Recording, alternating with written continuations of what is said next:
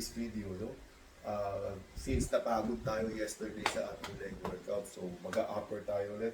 Shoulder, saka core workout using resistance band na nakatali sa pintuan. So, para mas mahaba yung resistance. So, we have 3 exercises for today. Puro pulls. So, shoulders. Then, i-activate natin yung core. Yeah? So, for our first exercise, basic lang. Ganito, kasi hilahin mo siya mapunta rito. So, mangyayari niyan, shoulders, core. Alright? Ready? Set. Let's go.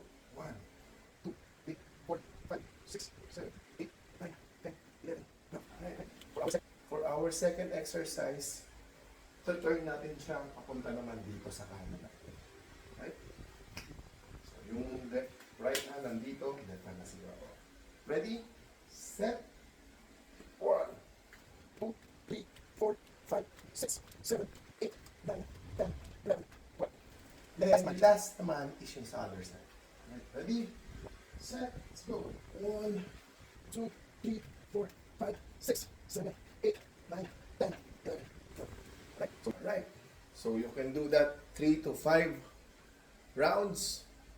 Ginawa ko lang kasi 12. So pwede kang mag 10, 12, 15 repetitions. So, for day 7 of our Active 365, this is Coach H-Bomb. Out!